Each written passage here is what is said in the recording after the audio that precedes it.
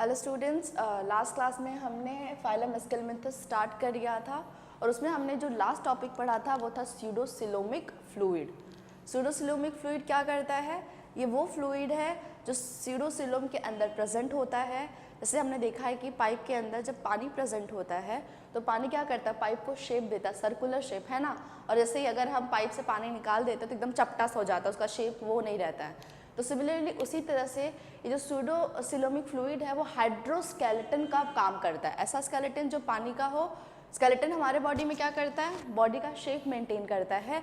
वैसे स्यूडोसिलोमिक फ्लूइड जो है बॉडी का शेप मेंटेन करता है और उसका एक और काम है ट्रांसपोर्टेशन। तो हमने शेप तो लिखा था, ट्रांसपोर्टेशन नहीं लिखा था, तो वहाँ पे आप लिख दीजिए it all the function of pseudocoelomic fluid is also transportation. It transport food material inside the body.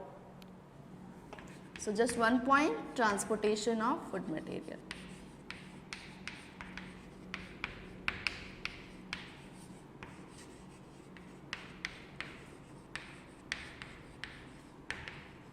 ये आपको ऐड करना है स्यूडोसिलोमिक फ्लूइड के अंदर.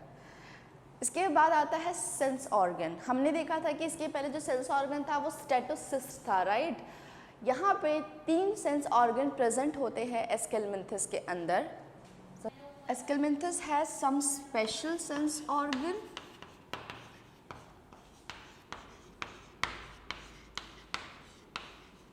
कुछ सेंस ऑर्गन तो हमने पहले ही पढ़ा है, जैसे कि स्टेटोसिस्ट, है ना. वैसे इसके पास स्टेटोसिस्ट के अलावा भी 3 डिफरेंट सेंस ऑर्गन्स प्रेजेंट होता है.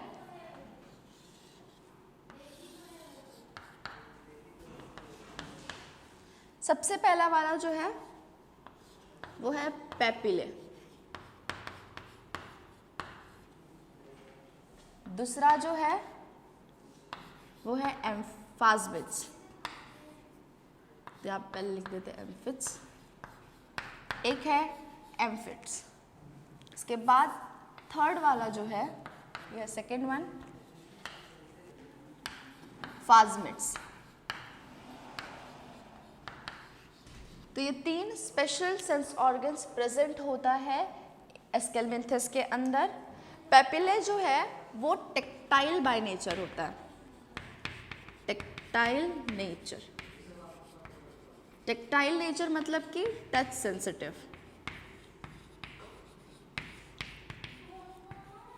वो ये ऑफेंस एंड डिफेंस में काम आता है कि किसी को टच कर लिया तो उसे पता चल जाएगा कि हाँ किसी ने, मतलब उसके पास से कोई ऑर्गेनिज्म गया है, तो ये पेपिला उसे डिटेक्ट करने के लिए काम करता है. ठीक है, तो it is tactile nature, touch sensitive होता है.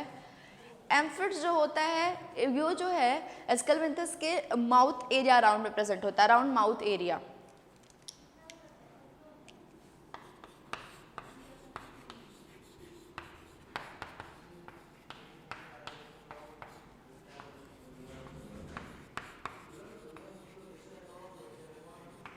ठीक है, माउथ के एरिया में प्रेजेंट होता है और ये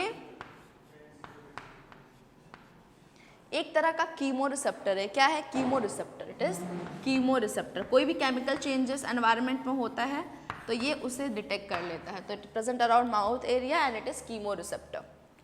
थर्ड जो हमारा है ये है फाज्मिड. इट इज बेसिकली ये एक आप कह सकते हैं ऑस्मो रिसेप्टर है या फोटो रिसेप्टर की तरह काम करता है एंड सिक्रीटरी बाय नेचर है. तो ये है सिक्रीटरी नेचर का, सिक्रीट करता है.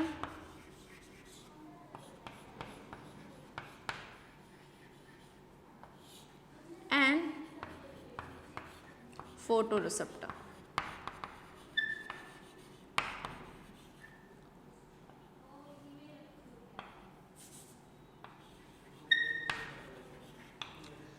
सिक्योरिटी नेचर का मतलब कि केमिकल रिलीज करता है और लाइट को डिटेक्ट करता है. फाज्मिड्स. ठीक है, फाज्मिड आप एक और पढ़ेंगे बायोटेक्नोलॉजी चैप्टर में. वहाँ पे फाज्मिड जो है वो कोई और है, बट यहाँ पे जो फाज्मिड है वो क्या है? टच का काम, मतलब कि ये एक तरह का स्पेशल सेंस ऑर्गन है. ठीक है, तो कभी भी जब भी आप गूगल में फाज्मिड डालेंगे तो वहाँ पे फाज्मिड आ जाएगा वेक्टर के अंदर. वेक्टर क्या है, कहाँ यूज़ होता है, कैसे यूज़ होता है, ये तो हम डिफरेंट चैप्टर में पढ़ेंगे. बट यहाँ पे जो फास्मिड है वो है सेंस ऑर्गन, सिक्रीटरी नेचर का होता है, फोटो रिसेप्टर मतलब कि लाइट को डिटेक्ट करने की कैपेसिटी रखता है. एम्फिट्स जो है present around mouth area and it is chemo receptor, chemical changes को एनवायरनमेंट में डिटेक्ट करता है. एंड देन है पेपिला, टैक्टाइल नेचर का, टच सेंसिटिव होता है, कुछ भी आसपास प्रेजेंट होता है तो वो उसे डिटेक्ट कर लेता है। तो दिस इज यहाँ पे सेंस ऑर्गन हो गया। एंड नेक्स्ट टॉपिक जो है वो है रिप्रोडक्शन। तो ये हो गया सेंस ऑर्गन। नेक्स्ट जो आता है वो आखिरी टॉपिक है इसका रिप्रोडक्शन। उसके बाद हम पढ़ेंगे एग्जाम्पल्स। रिप्रोडक्शन में हम क्या क्या पढ़ते हैं पहले?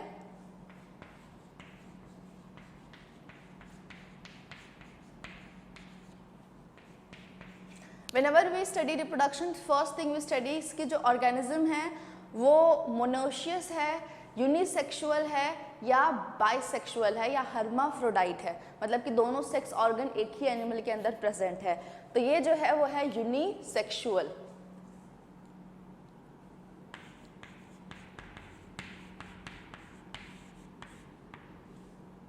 जब एक बार हम सेक्स डिसाइड कर लेते हैं उसके बाद हम पढ़ते हैं कि जो फर्टिलाइजेशन होता है वो बाहर होता है या अंदर। तो इनके अंदर फर्टिलाइजेशन जो होता है बॉडी के अंदर होता है, इसके लिए इंटरनल फर्टिलाइजेशन।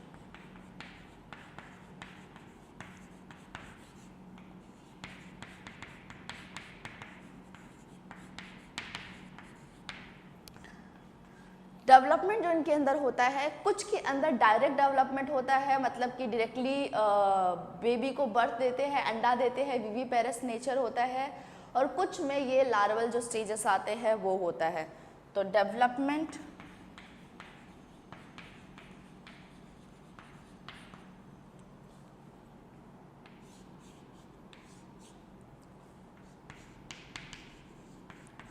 Direct,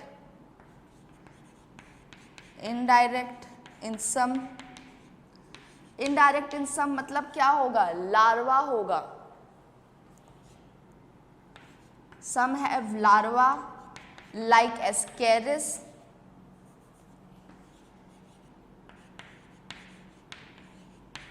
रेप्टाइटी form. इसके पहले हमने रेप्टाइटिस पढ़ा था जो अटैचमेंट के लिए लोकोमोशन में काम आता था। इन हमने देखा था उसके अंदर प्लेनेरिया के अंदर वो रेप्टाइटिस फॉर्म है वो अलग था, वो लोकोमोशन के लिए आता था। यहाँ पे जो रेप्टाइटी है it used for, it is larva of ascaris. So रेप्टाइटी, please do not get confused between both of it. It's very different. That is locomotory organ, it is larva of ascaris.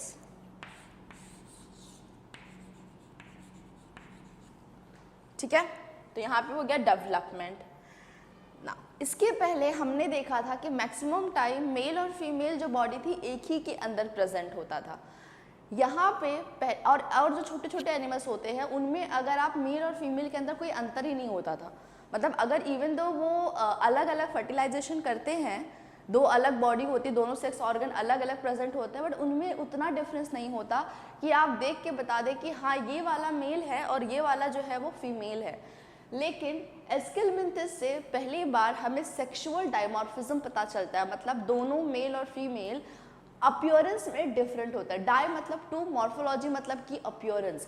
तो इनमें आप दो सेपरेट डिस्टिंग्विश अपीयरेंस देख के आप बता सकते हैं कि हाँ ये मेल एस्केरिस है और ये वाले जो है वो फीमेल एस्केरिस है। That is known as sexual dimorphism shown by this phylum.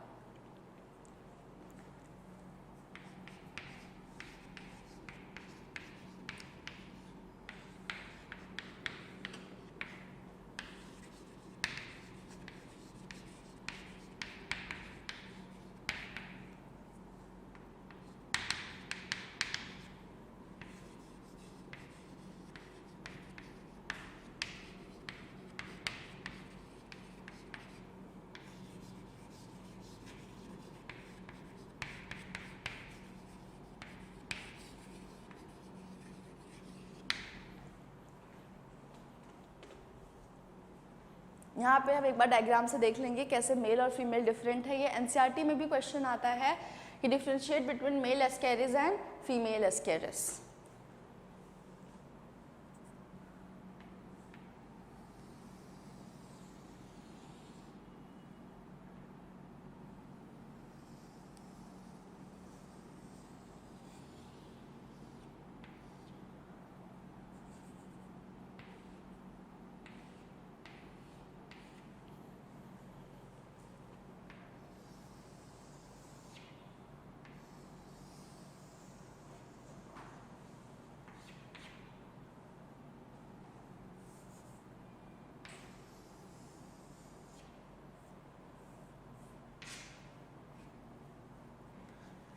ये जो है दिस इज मेल, मेल को ऐसे रिप्रेजेंट किया जाता है, और ये है हमारी फीमेल।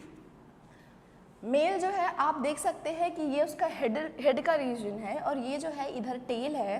तो टेल जो मेल का होता है वो कर्व्ड होता है, ऐसे ऐसे कर्व हो जाता है हुक की तरह, और फीमेल का जो टेल होता है वो स्ट्रेट होता है। तो ये प्राइमरी डिफरेंस बिटवीन होता है दोनों में। एक और डिफरेंस होता है जो आप देख के बता सकते हैं, वो ये है कि मेल जो होता है वो छोटा होता है साइज में कंपेयर टू फीमेल।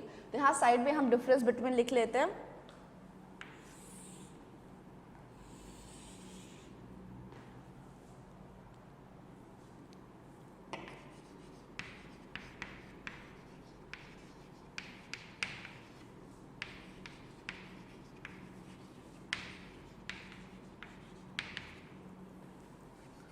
सबसे पहला जो डिफरेंस वो क्या है, लेंथ। आप कभी भी नेचर में आप देखिए जितने भी मेल होते हैं वो साइज में कंपेयर टू छोटे होते हैं फीमेल से। आप स्नेक में भी देख सकते हैं, यहाँ पे भी आप देख सकते हैं। तो मैक्सिमम टाइम फीमेल जो होती है वो ज़्यादा बड़ी होती है मेल से, ज़्यादा खतरनाक होती है मेल से।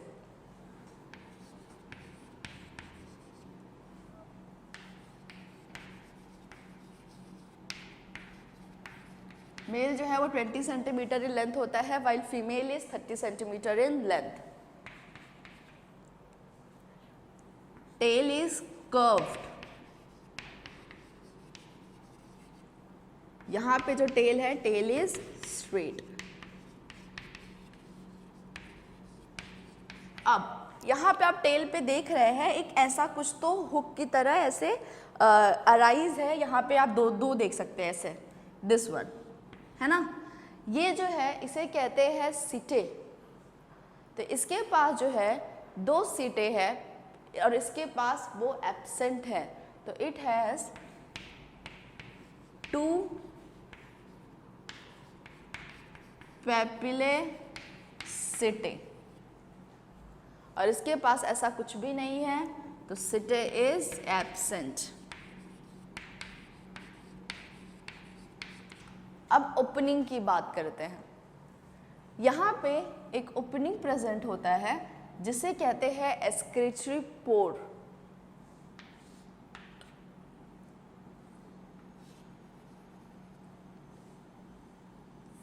दोनों में सेम प्रेजेंट होता तो हम यहाँ लिख देते हैं।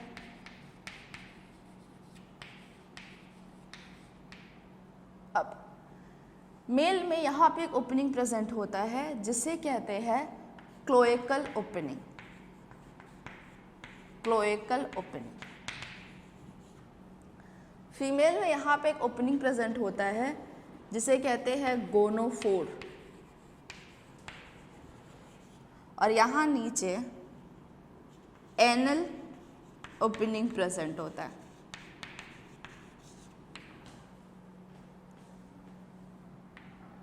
और यहाँ पे माउथ प्रेजेंट होता है। इधर दोनों में ये हो गया माउथ। कंप्लीट एलिमेंट्री कैनाल है, हमने ऑलरेडी पढ़ा है, तो माउथ और एनस दोनों प्रेजेंट होगा। अब यहाँ पे डिफरेंस क्या है, अगर आप मेल और फीमेल बॉडी में कंपेयर करते हैं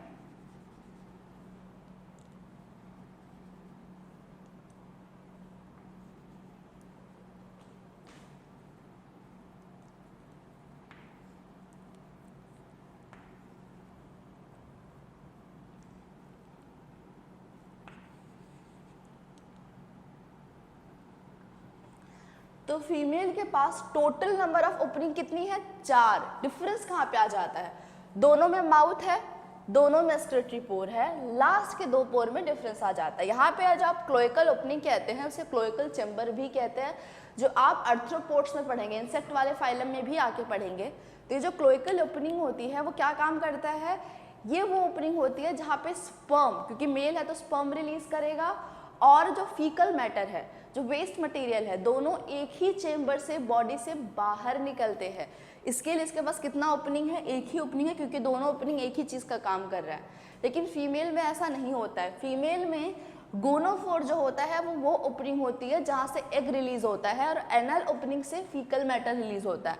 मतलब यहाँ पे एग और फीकल मैटर के लिए दोनों ओपनिंग क्या है, सेपरेट है। इसके लिए फीमेल के पास टोटल 4 ओपनिंग होती है, mouth, excretory pore, gonophore and anal opening. Whereas male के पास कितना ओपनिंग है, सिर्फ 3, mouth, excretory pore and cloacal opening, as it have same opening for faecal matter as well as sperm. ठीक है, तो I hope you understood this. यहाँ पे देखिए एक्सक्रीटरी पोर है ना, यही है जहाँ पे सोलेनोसाइट्स वहाँ तक वो बीटिंग मूवमेंट से वो लेके आता है एक्सक्रीटरी ग्लोब्यूल्स, ताकि सब बॉडी से बाहर चला जाए from till year.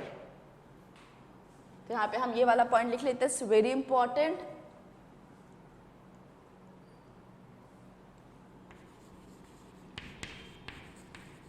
Mail has 3 openings.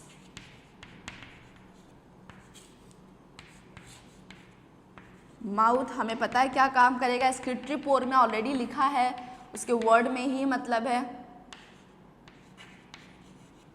यहाँ पे क्या आ जाएगा, cloacal.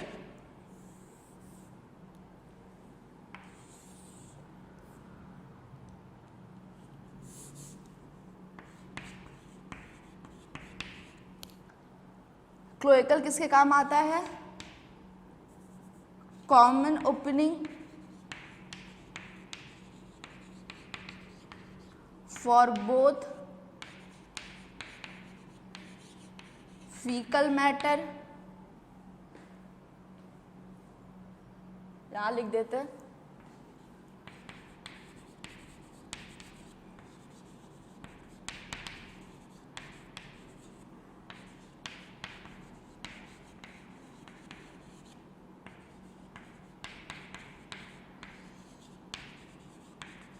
as well as sperm।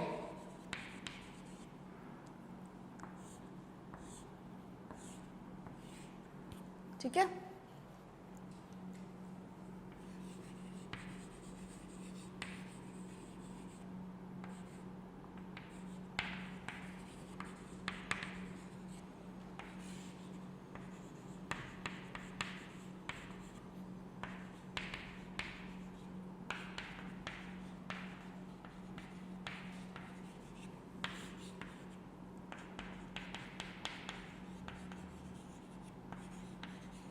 Excretory pore, excretory substances, nitrogenous waste यहाँ से निकलता है। जब भी हम एक्सक्रीशन वर्ड यूज़ करते हैं तब वहाँ पे जो हम वेस्ट की बात कर रहे होते हैं वो फीकल मैटर नहीं होता, वो वेस्ट जो होता है नाइट्रोजनस वेस्ट होता है। जैसे हम यूरिन रिलीज करते हैं वो नाइट्रोजनस वेस्ट कंटेन करता है, तो यहाँ से नाइट्रोजनस वेस्ट निकलता है। और एनएस से क्या निकलता है, अनडाइजेस्टेड फूड मटेरियल। जो वहाँ पे वेस्ट होता है वो एलिमेंट्री कनाल का वेस्ट मटेरियल निकलता है। तो ये एनल ओपनिंग है जहाँ से फीकल मैटर मतलब कि अनडाइजेस्टेड वेस्ट मटेरियल रिलीज होगा। फीकल मैटर, एग, ये गोनोफोर क्या है, ओपनिंग फॉर एग। ठीक है, सो यहाँ पे these are primary difference between the male ascaris and female ascaris. I hope आपको ये सारे याद हो जाए। नेक्स्ट जो टॉपिक बचा है हमारा, अब वो बचा है सारे examples. So we have to study an number of examples in this.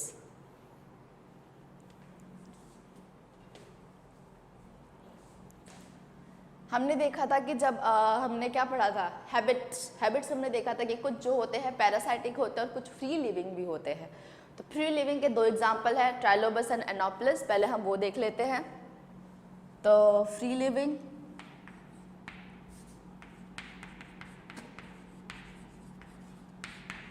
examples, number 1, free living,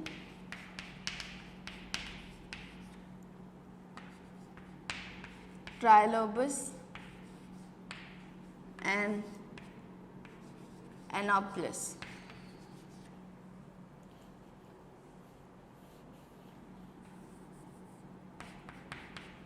Anopheles, तो इसके 2 एग्जाम्पल हैं। और एक है रेप्टाइटिव फॉर्म जो हमने ऑलरेडी देखा है, वो भी काइंड ऑफ आता है इसी के अंदर। नेक्स्ट जो हम पढ़ेंगे वो है पैरासाइटिक।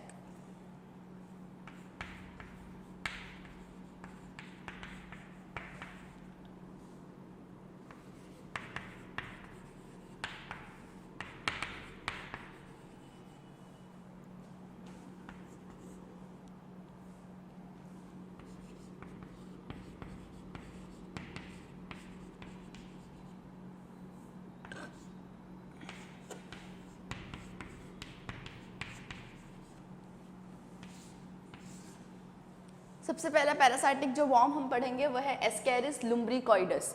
एस्केरिस लुम्ब्रिकॉइडस जो है अभी हमने ऑलरेडी देखा difference between male and female. ये जो है it is parasite of human small intestine. तो ये तो है, पहले तो हम लिख लेते हैं मोनोजेनेटिक पैरासाइट।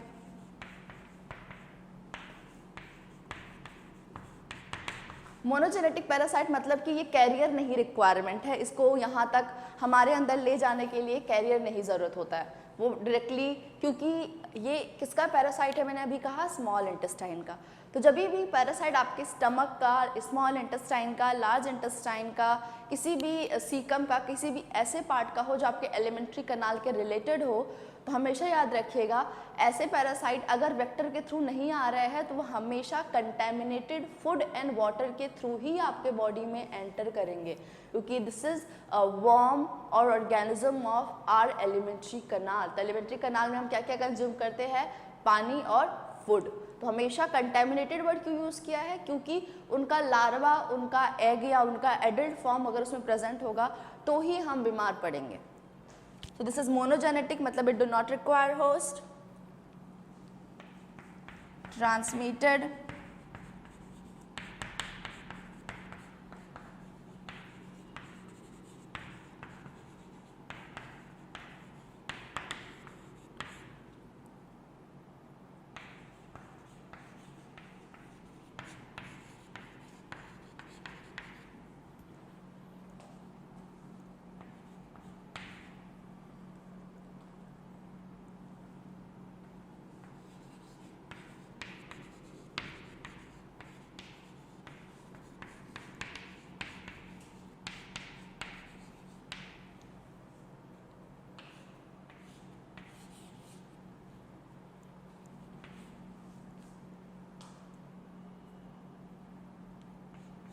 इसका जो फॉर्म डिजीज कॉज करता है वो जुवेनाइल लार्वा होता है, सेकेंड स्टेज इसका लार्वा होता है जिसे जुवेनाइल कहते हैं, वो डिजीज कॉज करता है जिससे हम बीमार होते हैं।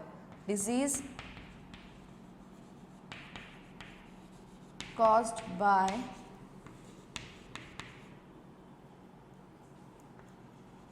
सेकेंड स्टेज लार्वा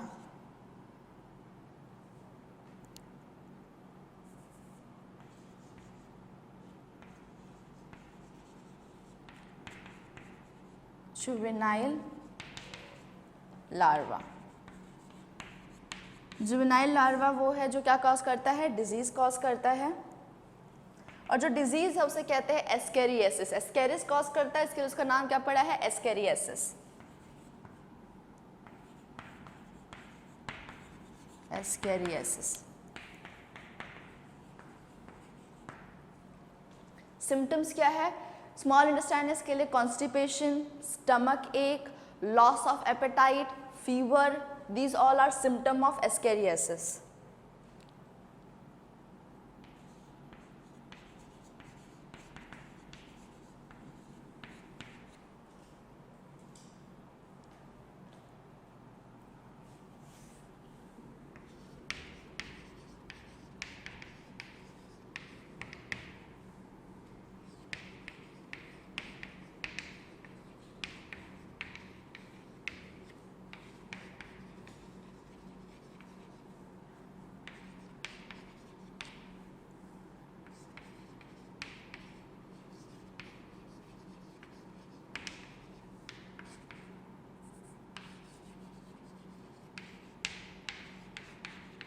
ट्रीटमेंट इसका जो है एक चिनापोडियम बथुआ आता है, I do not know all of you know, I am from UP, so वहाँ पे हमारे यहाँ ठंडी के मौसम में इसका साग मिलता है, जैसे लोग पालक का साग बना के खाते हैं, वैसे ही बथुआ जो होता है वो एज अ वीड ग्रो होता है, but it's very beneficial for health, जो कॉन्स्टिपेशन को रिमूव करता है क्योंकि उसके अंदर बहुत सारा फाइबर होता है, और रिच इन फाइबर जो चीज़ें होती है वो हमेशा कॉन्स्टिपेशन को रिलीव करता है, तो उसे चिनापोडियम कहते हैं। तो चिनापोडियम जो है एस्केरिस को ख़त्म करने के लिए बहुत इंपॉर्टेंट होता है क्योंकि वो कॉन्स्टिपेशन जो है वो उसको रिलीव कर देता है।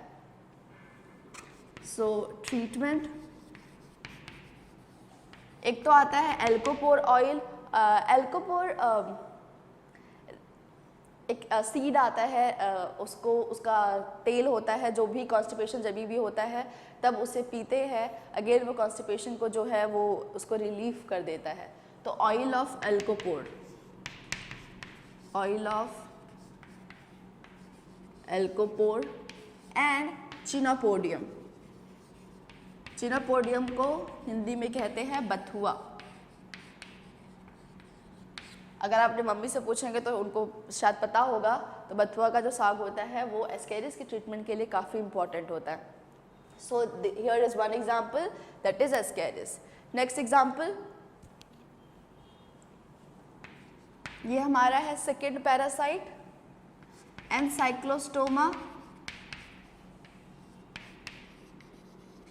ड्यूodenale।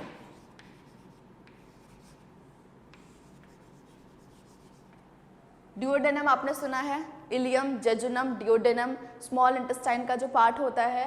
तो ये जो है एनसाइक्लोस्टोमा, ये छोटा लेटर में लिख देते हैं, duodenale, this is parasite of again small intestine. ये जो है एनसाइक्लोस्टोमा ड्यूodenale, फर्स्ट वर्म जो था वो डिस्कवर किया गया था कि इंटेस्टाइन में वर्म भी जो है वो डिजीज कॉज करता है। सो ये भी सेम एस्केरिस की तरह मोनोजेनेटिक पैरासाइट है।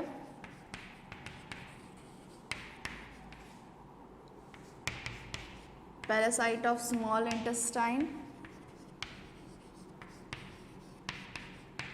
इसको हुक वॉर्म भी कहते हैं। इसका कॉमन नाम क्या है? Hook warm. कॉमन नाम सबका अगर है तो बहुत इंपॉर्टेंट है, वो आप याद रखिएगा।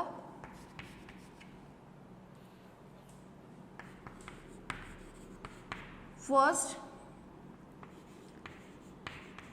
Parasite of intestine, sir discovery of first parasite of intestine यही था। वर्म लिख देते हैं क्योंकि वैसे तो वर्म में ये पहली बार डिस्कवर किया गया था कि ये वाला है जो डिजीज कॉज करता है। थर्ड जो है उसका नाम थोड़ा डिफिकल्ट है, वुकरेरिया बैंक्रॉफ्टी। तो वुकरेरिया bancrofti digenetic parasite,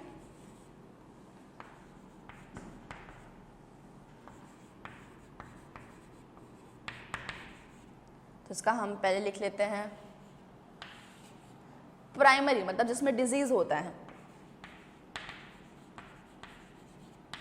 primary host, secondary host. Primary host सबका हम ही होते हैं, मैक्सिमम टाइम जो डिजीज होता है सब हमको ही होता है, ह्यूमंस को ही होता है। ह्यूमन। सेकेंडरी होस्ट इसका जो है वो है क्यूलिक्स मस्कीटो। मस्कीटो जो है बहुत सारी चीज़ों का वेक्टर होता है, आपने पढ़ा होगा एनाफिलीज मस्कीटो, एडीज एंड ये सारे जो है, तो क्यूलिक्स मस्कीटो, ठीक है। तो डायजेनेटिक पैरासाइट हो गया, प्राइमरी होस्ट ह्यूमन है, सेकेंडरी होस्ट क्यूलिक्स मस्कीटो है, और डिजीज जो ये कॉज करता है, डिजीज जो है उसको फिलेरियासिस कहते हैं, फिलेरियस नाम पे, और एलिफेंटियासिस। एलिफेंटियासिस नाम इसके लिए पड़ा क्योंकि जो हमारा पैर है, अगर ये डिजीज जिसको हो जाता है वो बहुत फूल जाता है, एलिफेंट हाथी की तरह उसका पैर एकदम मोटा सा हो जाता है, इसीलिए उसे बोलते हैं elephantiasis.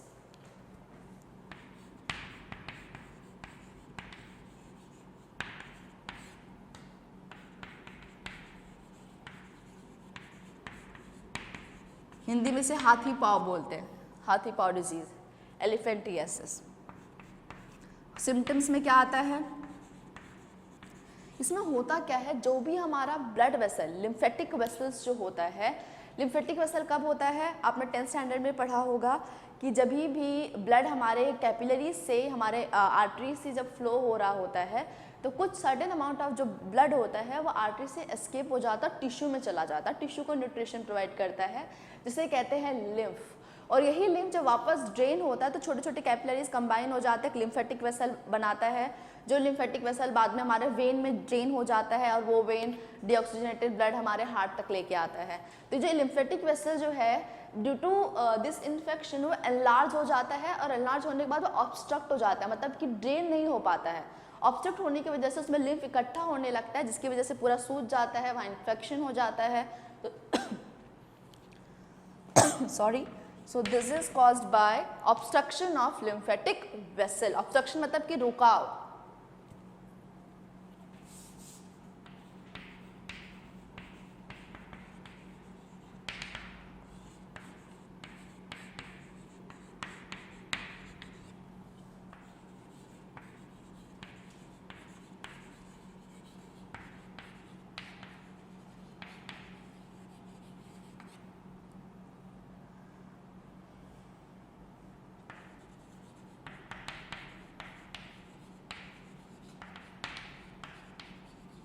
which result in swelling of leg and scrotum। Scrotum और लेग का मतलब कि मेल जो है इवन इसमें इनफर्टाइल हो जाता है क्योंकि उसकी स्क्रॉटम तक ये पहुंच जाता है, रिप्रोडक्टिव ऑर्गन तक ये पहुंच जाता है, ठीक है। तो यहाँ तक पूरा ये स्वेल हो जाता है। ये आप अगेन पढ़ेंगे in human health and disease 12th standard में डिटेल में, फिलारियासिस एंड एलिफेंटियासिस, ठीक है।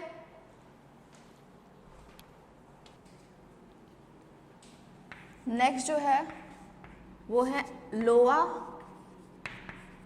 लोआ जो है वो आई वॉर्म है। This is eye worm. इसमें ज़्यादा कुछ पढ़ना नहीं है, इसमें खाली इतना याद रखना है कि सबक्यूटेनियस मतलब कि ऊपर का जो लेयर होता है उस आँखों को अफेक्ट करता है, ठीक है। रेडनेस आ जाता है, इचिंग होने लगती है, तो वो नॉर्मल सा वॉर्म है, ज़्यादा कुछ प्रॉब्लम नहीं करता, चला जाता है। सो affect subcutaneous layer of eye, ठीक है। फिफ्थ ट्राइक्यूरिस ट्राइक्यूरा।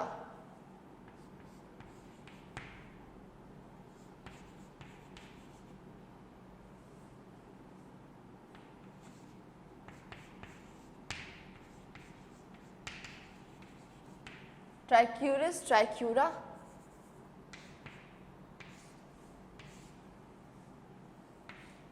ये जो है कोलॉन को अफेक्ट करता है। This affect colon and appendix. Large intestine का पैरासाइट है, तो it is parasite of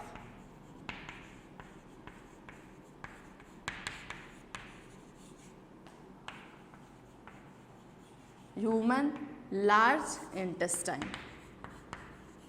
specifically colon and appendix. Appendix कैसा ऑर्गन है? एक वेस्टिजियल ऑर्गन है। वेस्टिजियल मतलब कि एक ज़माने में काम आता था हमारे, बट अब काम नहीं आता है, तो ऐसे ऑर्गन को वेस्टिजियल ऑर्गन बोलते हैं। Next pinworm. पिनवॉर्म जो है ये बच्चों को बहुत ज़्यादा होता है और ये भी लार्ज इंटेस्टाइन में अफेक्ट करता है। ये क्या करता है? इसको सीट वॉर्म भी बोलते हैं क्योंकि ये एनल का जो प्रीनम एरिया होता है, जो बाहर का ओपनिंग होता है, वहाँ पे ना ऐसा लगता है कि पिन नीडल्स चुभ रहे हैं। बच्चों को बहुत ज़्यादा होता है, तो ये वो वाला वॉर्म है, इसे कहते हैं पिन वॉर्म। बहुत ईचिंग होती है उस एरिया में, ऐसा लग रहा होता है कि छोटे छोटे नीडल जैसा कोई प्रिक कर रहा है, that is known as pin warm.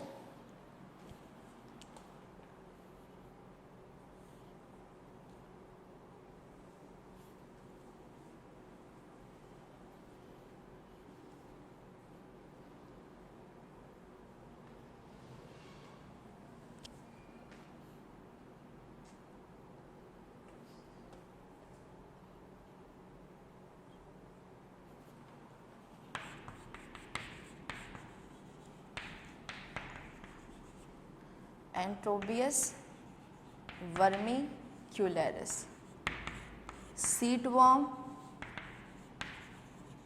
या pin worm. Affect large intestine, caecum area को अफेक्ट करता है, एकदम एंड वाला पार्ट।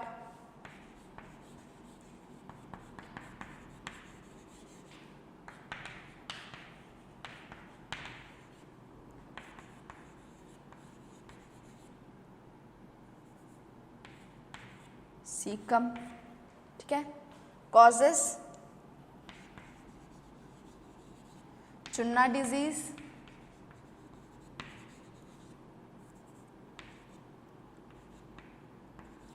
इन चिल्ड्रन। बहुत डेंजरस नहीं होता है क्योंकि पिन जैसा सेंसेशन फील होता है, pin sensation in perineum area of anus. Anus का जो लास्ट ओपनिंग होता है वहाँ पे एकदम पिन जैसा सेंसेशन होता है। ट्राइक्यूरस ट्राइक्यूरा का जो कॉमन नाम है उसे विम्प वॉर्म कहते हैं। विम्प जो होता है एक ऐसे मारने के लिए यूज़ होता है हंटर की तरह, तो उसके जैसा इसका स्ट्रक्चर होता है, तो इसे विम्प वॉर्म कहते हैं।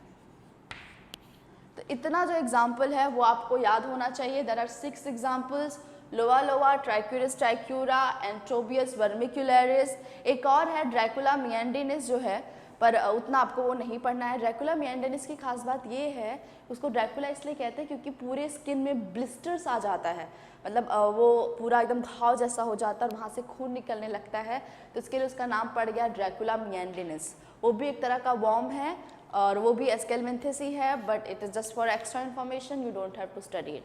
इतना जो एग्जाम्पल है इट्स वेरी इंपॉर्टेंट, उसमें भी ascaris, enterobius vermicularis, trichuris trichiura, then ancylostoma और फिलेरियसिस, फिलेरियल वॉर्म जो है, ये जो बहुत इंपॉर्टेंट है, ये आपको याद होने चाहिए। इनका अगर कॉमन नाम है तो कॉमन नाम भी आपको याद होना चाहिए, क्योंकि as I have said question जो है वो मल्टीपल टाइम एग्जाम्पल्स पे ही पूछा जाता है। तो यहाँ पे हमने फाइलम एस्केलमेंथिस भी खत्म कर लिया है। नेक्स्ट फाइलम हम पढ़ेंगे एनेलिडा। Thank you.